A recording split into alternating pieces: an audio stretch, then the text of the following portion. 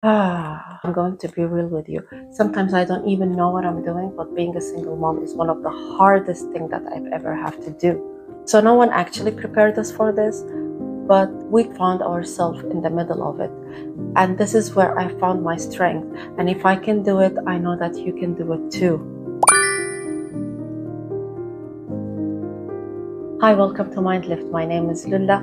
I'm a 34-year-old single mom of 2 boys. Excuse my English, it's not really good. I might struggle with getting the words out sometimes, but I know that I have to start somewhere because I know there are hundreds or thousands of mothers out there just like me, and I want to make their life better. But I want my positive energy to reach out to them, to make them feel good, to feel better about themselves. I'm not doing it only for myself, I'm doing it for my kids. I want them in the future to grow up and see how strong their mother is, how great of a community you are because you wanted to make a change in your life and now you want to be stronger, you want to be better.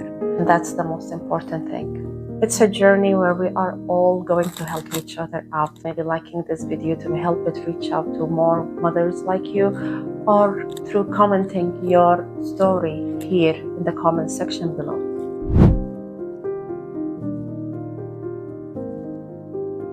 So the first thing is emotional roller coaster.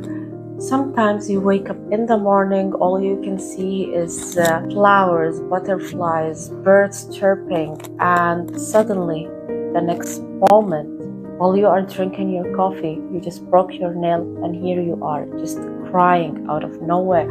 I was just fine, but it's just that it is too much. We have to deal with a lot of things. We have to deal with going to school, preparing the kids, making lunch, doing the laundry, cleaning the house, picking up the toys. It's just too much that breaking your nail in the morning while you are preparing to go to your 9-to-5 job just suddenly seems like a big deal.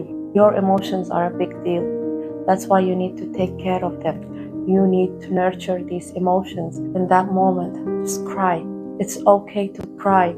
Sometimes we really need to cry and we can't because we have this guilt feeling that we need to show to our kids that we do not cry. We are strong, we are powerful, and yes, we are. But guess what? Strong people actually cries, and it's okay. We are showing up every day. We are doing everything on our own, and that is power, that is strength. Don't let anyone take that away from you. And in the middle of all of that, you will have these roller coaster and the storm of ideas in your mind that am I good enough? Am I doing enough for my kids? Is that actually what they need?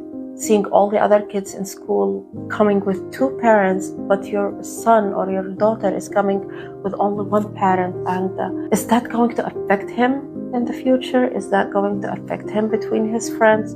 You will always have that doubt, but I want you to know one thing, that your love, your presence is enough.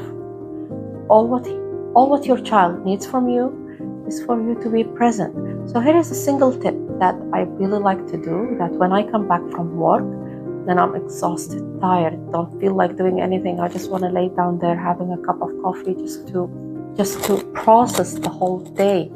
Whatever they ask me, say yes. And then you will see that big smile on their face that is actually worth everything. Because in the beginning, I used to say, no, I'm tired, let me take a rest, let me do this, let me do that, I want to change my clothes, I want to have a cup of coffee. And then after sometimes, it hurt me when I first said yes, and then my son ran to his brother, my youngest, ran to his older brother, and he said to him, guess what?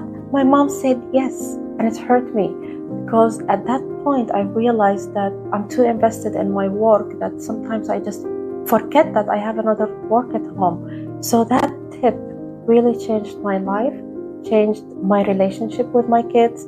The other day, they were like, Mom, we need a story. Please tell us a bedtime story. And I just said to them, yes. And guess what? They laughed so hard.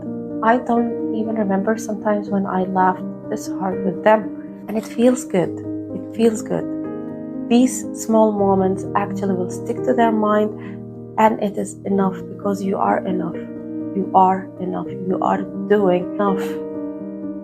So don't let anyone take that away from you, not even yourself. You are present, you are here, you are doing the best you can. You should be celebrating that.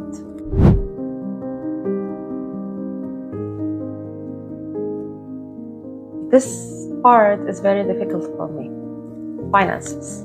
I'm not great with numbers, and most of the time I don't know where my money went, but I learned that I have to track where every penny goes, where every fills goes. I live in UAE, so we use dirham bills. So I have to track down where every fills is going. Because sometimes I find myself that I'm stuck in a place where I have to choose between two important things. Like that day, I had to choose between taking my son to his classes after school or paying the electricity bill. Of course, you would know that I had to pay for the electricity bill. And I will try to work a little bit harder, push myself a little bit more to help my son after school. One other thing that I found is taking a little bit amount of money to keep it on the side as an emergency fund. That will actually really help, because you never know what happens. You have kids at home. You never know when you need to go to the doctor. You never know when you need to suddenly buy a medicine.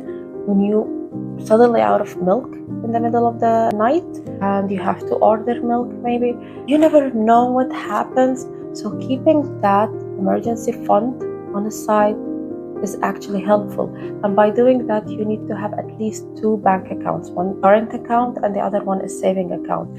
Take your emergency fund and transfer it to your saving account. That way you will know that this is not to be touched until there is actually an emergency. And that way